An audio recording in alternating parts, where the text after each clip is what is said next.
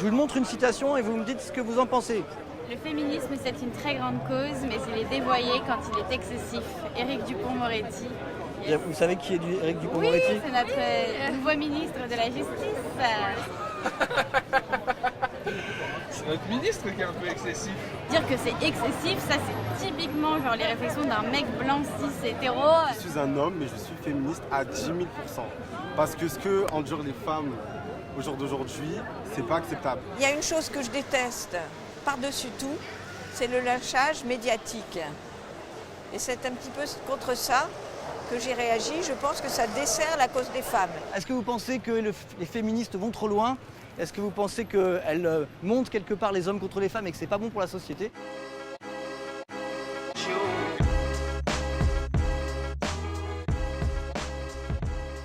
Je peux vous lire des phrases de Dupond-Moretti et vous me dites ce que vous en pensez. Hein. Donc ce qui gêne, c'est qu'il a déclaré par exemple que, notamment pour des vieilles dames, parfois elles regrettent de ne pas être sifflées. Ça vous est déjà arrivé d'être contente d'être sifflée? Non. Ah non, pas du tout. Je sais pas, moi je me sentirais comme un bout de viande. Genre, t'es son chien en fait. On est où? Allez, on va aller rejoindre nos deux invités.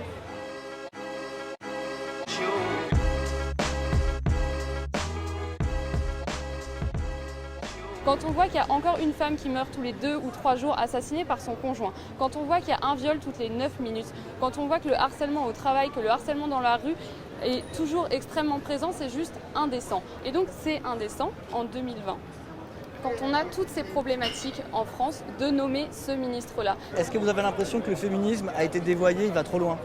S'il y a des excès, je pense qu'il ne faut pas nier qu'il peut y avoir des excès dans les causes féministes comme il y en a partout.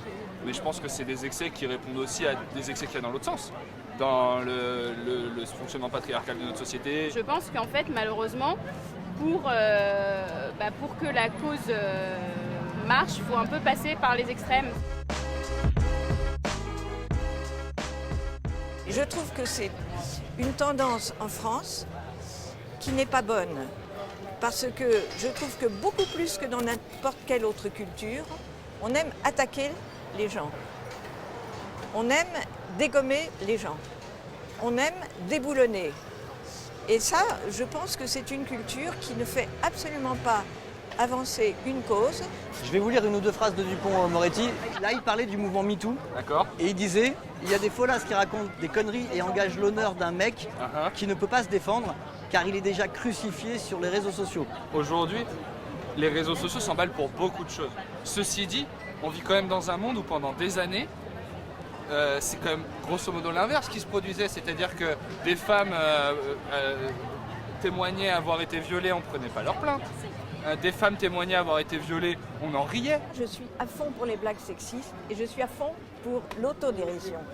Et je regrette qu'aujourd'hui, l'autodérision ne soit pas un mode d'expression sur l'antiracisme, sur le sexisme. Ça ferait beaucoup du bien, ça ferait beaucoup de bien à la cause. Je peux faire des blagues sexistes sur moi-même, Voilà. mais je n'autorise pas les hommes à en Oui, faire mais sur moi-même. moi, à chaque fois, je réponds. Et je réponds très violemment. C'est pour ça que quelquefois, on me prend pour une teigne, mais ça ne me gêne Les pas. Mais par féministes exemple, vont trop loin. Sur l'affaire, par exemple, Darmanin. Darmanin, c'est notre ministre de l'Intérieur, il vient d'être promu. Et les féministes disent qu'il ne devrait pas être promu. Parce qu'il y a une plainte contre lui, une plainte de viol. Donc, une femme l'accuse de viol.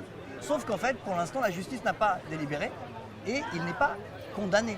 Au moment où il y a un doute, et que le doute n'est pas éclairci, ça ne doit pas être le cas normalement. Parce que en fait, le doute n'est pas éclairci. Ça veut dire que la police, elle n'a pas encore fini son travail, pas encore fini son enquête.